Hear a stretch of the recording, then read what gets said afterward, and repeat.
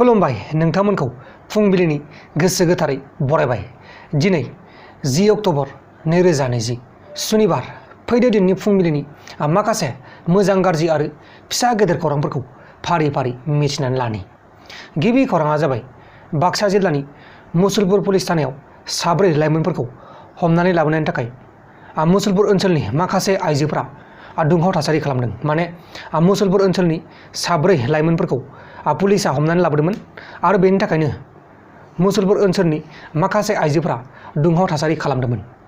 लोगोसे मणिपुरनि सासे आबादारिया जेबो हासार मुलि बाहायालासिनो 7.6 केजि जानाय बान्दा कबि दिहुननो हादों आरो बे सावगारिया इन्टारनेटनि मुलुगाव गोसारगासिनो दङ। नैबे सावगारिखौ नायबानो जाबाय नोंथांमोना।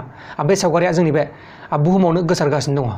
माने बे आबादारिया बे बान्दा कबिखौ बानायनो थाखाय जेबो हासार आरो मुलि बाहायनाय जायाखै आरो बेबायदि ओंखारदों बान्दा कबिया 7 केजिनि बान्दा कबि। गुबुन फारसेथिं रिया चक्रवर्तीनि लयार एबा वकिल सतीश बिथाङा रिया चक्रवर्तीखौ दायाव फानदायग्रा आरो गाज्रि नामाव फानसारग्राखौ बा फानग्राफोरखौ गासैखौबो फिननाय होगोन होननानै बिथाङा बुंदों। अब्ला दानिया फैदो गुबुन खौराङाव। गुबुन खौराङा जाबाय क'क्राझार जिल्लानि क'क्राझार बाजाराव खुंफुंनो लानाय 150थि दुर्गा फुजाखौ बे बोसोराव कभिड-19नि थाखाय खुंफुंनाय जानाय नंला होननानै खौराङाव फोसावनाय जादों। गोहोनि बिमा दुर्गा फुजाखौ क'क्राझारावल' नङा, बेबायदिनो गोबां जायगाफोराव दुर्गा फुजाखौ खुंनाय जानाय नंला।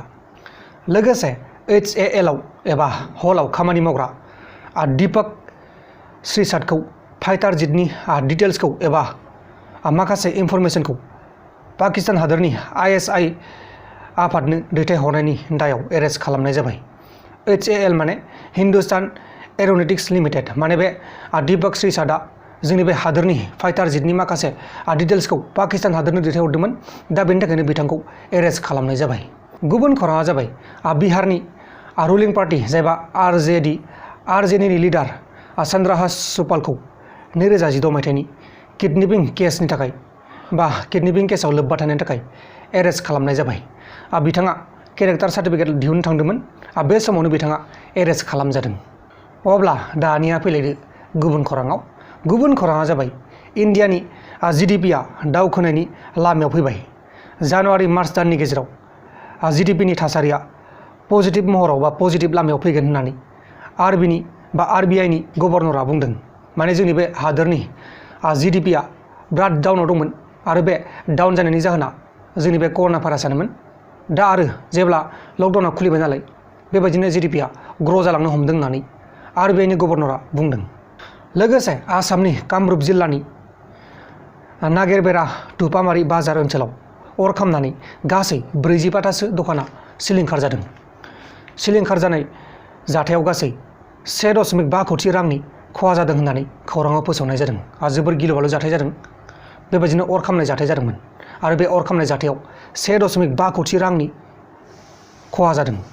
गुबुन खौराङा जाबाय BTRनि बायजोआव थानाय बर' फिसाफोरा BPFनि माखासे लिडारफोरनि थगायनो नाजानाय फोलानो नाजानायनि थाखाय BPFनि हान्जानि सायाव फोथायनाय गैला होननानै रमिअ P नार्जारिया खौरांगिरिनि मेलजों बुंदों।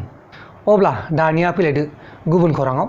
गुबुन खौराङा जाबाय चिरां जिल्लानि बिजनीआव SFI आरो AIWA उत्तर प्रदेशजों लोगोसे दुलाराय भारतआवनो बा गासिबो भारतआवनो जाबाय थानाय जिनाहारि जाथायजों लोब्बा थानाय सुबुंफोरखौ हमनानै नांगौ बायदि साजा होनांगौ एबा फासिनि साजा होनांगौ होननानै धरना खालामदों। माने जोंनि बे हादोराव गोबां जिनाहारिनि केसा जागासिनो दङ।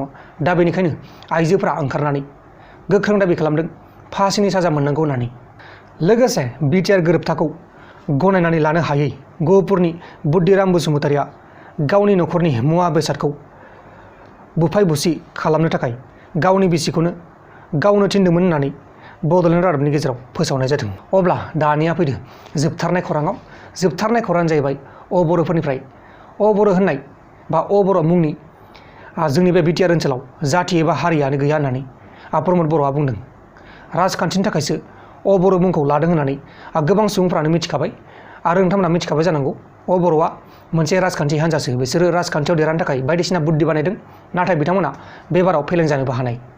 लोगोफोर, दिनैनि फुंबिलिनि रादाबफोरा बेखिनियावमोन। जुदि नोंथांमोना आंनि बे भिडिअखौ मोजां मोनदों अब्ला भिडिअखौ शेयार खालाम, नोंथांनि लोगोनो दा बेलासियाव मोनसे रादाब फैनो हानाय नोंथांमोना फैबाथाय नायबानो जाबाय आरो जुदि दासिमबो नोंथांमोना आंनि बे प्रान्जल नार्जारि इउटुब चेनेलखौ साबस्क्राइब खालामाखै अब्ला माखौथ' मोखां नायबाय दङ साबस्क्राइब खालामदो गाहायाव गोजा जानानै दङ बै गोजा जानायखौ शेयार बानो जाबाय बाय बाय